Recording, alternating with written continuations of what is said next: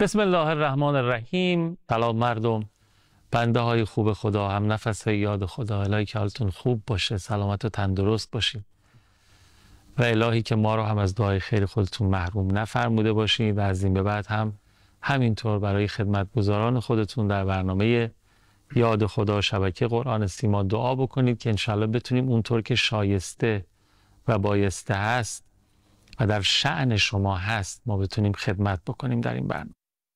با این امید و آرزو از شما دعوت میکنم تا پایان این نوبت از یاد خدا را همراهی بفرمایید. یاد خدایی که همچنان مشرف هست در حرم با صفای امامزاده ابراهیم و محمد علیهم السلام در شهر مقدس قم. بفرمایید یاد خدا. اللهم صل علی محمد و آل محمد و عجل فرجهم. سلام علیکم و رحمت الله. استاد رمزی اوحدی، خوشحالیم از زیارت. سلام علیکم و رحمت الله.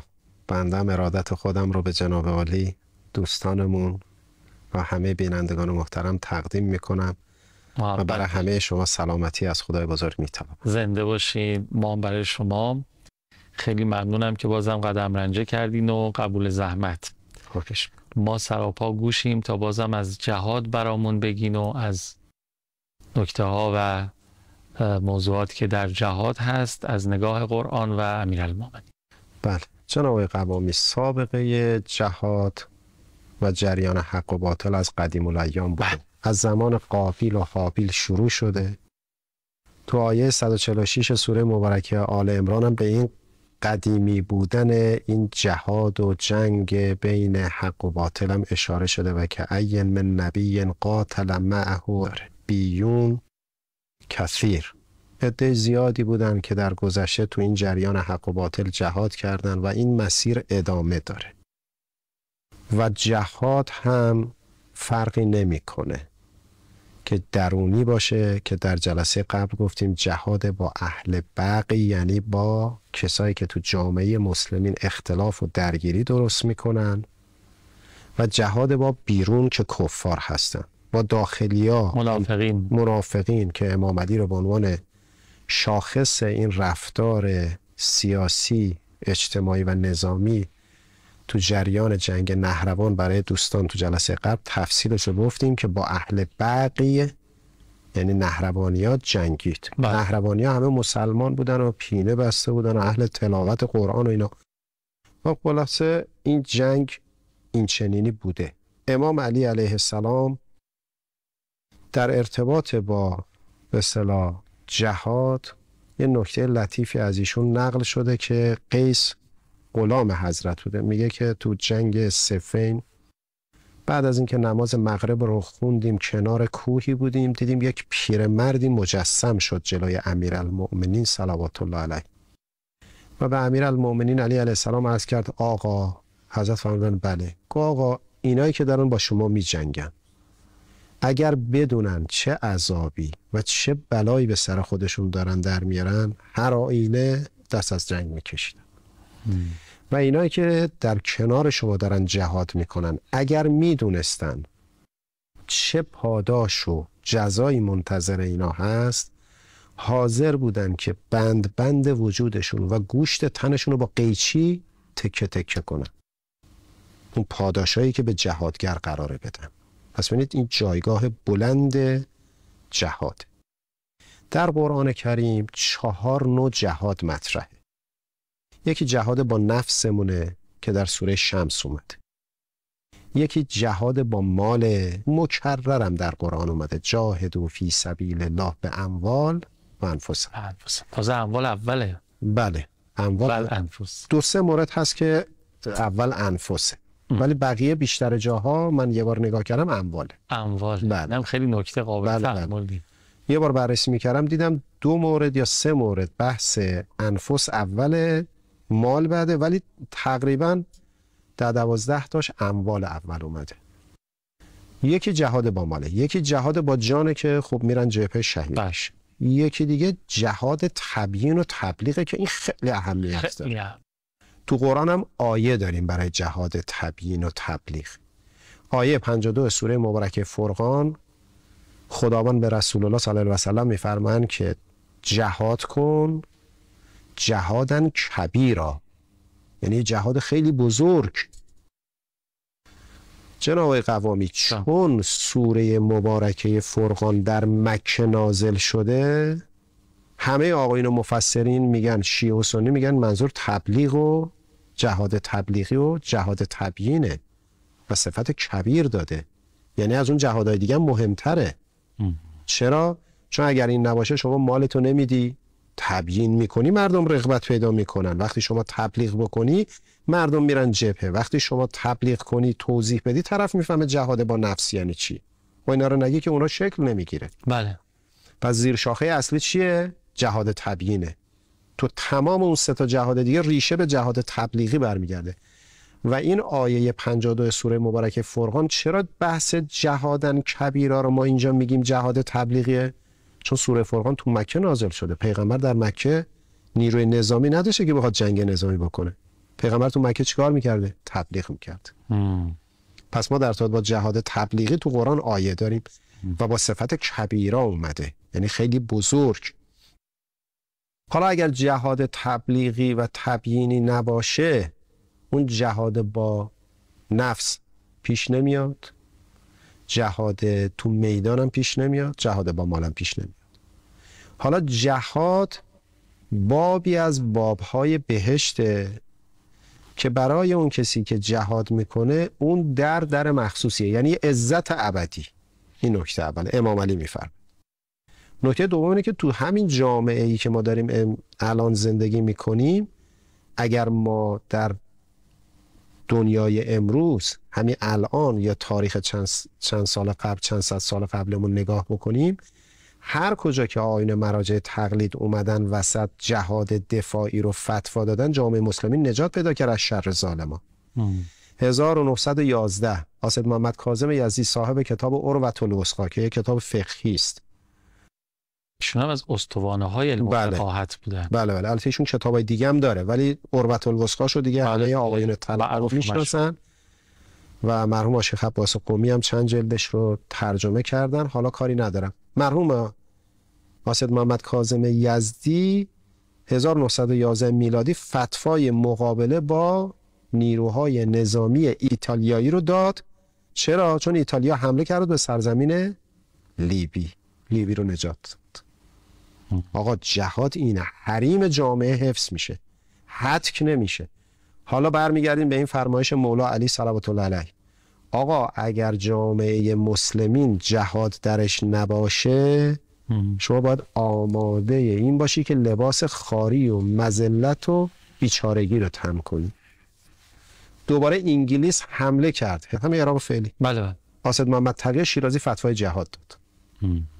چند تا از آقایون مراجع تقلید اسلحه دست گرفتن رفتن. بله خودشون و فرزندان. بله. مرحوم آقای عراقی، نه مرحوم شیخ محمد علی عراقی، یا آقای دیگه بودن از علمای عراق که تفسیری دارن که این تفسیرشون رو تو میدون جنگ نوشتن. یعنی در این حال که داشتن جهاد میکردن جلوی حمله انگلیس به عراق رو بگیرن. خب حالا اگر اینا اتفاق نمیافتاد، الان چی میشد جامعه مسلم؟ عتبات چی میشد؟ جناب آیت الله سیستانی تو جریان حوادث داعش اگر فتوا نمیدادن، داعش چه میکرد؟ چی کار میکرد؟ خب ما اینجا نگه داریم، یه فاصله بگیریم، برگردیم به یه نکته دارم عرض میکنم، شما زحمت پیش تو بفرمایید. اللهم صل علی محمد و آل محمد و عجل فرجهم. فرمودن که اگر ما تن به جهاد ندیم، جهاد با مال و دارایی، جهاد با جانهامون و جهاد تبیین، وقت باید تن به ذلت و خاری بدیم و مصادیقش هم فرمودن و اینها. این نکته به ذهنم میاد، به نظرم میاد که حالا جهاد که شیوه های مختلفی داره، نظامی، جهاد اقتصادی، جهاد تبیین و اینها که فرمودین، بر حسب زمان، شرایط، اقتضاعات، محدودیت های هر فرد انتخاب میشه ظاهرا. مثلا مثال میخوام بزنم، در شرایط بعد از رحلت نبی مکرم اسلام، اون چه که موضوعیت داره از بین این جهادها، جهاد تبیینه که پرچمدارش میشه حضرت زهرا. بله همینطور. درسته؟ بله. که اونجا میبینن که خب باید ورود بکنن، تبیین بکنن، آگاه سازی بکنن تا اون بغی خیلی نخواد جون بگیره تا پایه های اسلام عزیز ورود میکنن. حالا اینجا هم تو دور زمانه فعلی ما بر حسب شرایط، زمان، مکان، محدودیت ها، انسان ها، جایگاه ها، زن بودن، مرد بودن، این انواع جهاد تقسیم میشه ظاهرا.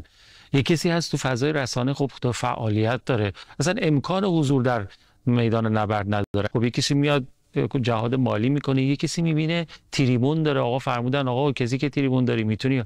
اینجا فرضه، اصلا جهاد مگه واجب نیست؟ برای بعضی مثلا میگه آقا مثلا ما حالا از شنبه، آقا فرضه، مثل نمازه، غیر از اینه مثل روزه است، شما باید ورود بکنی. بله همینطوره. لذا جاهل سیاسی اینجا شکل میگیره.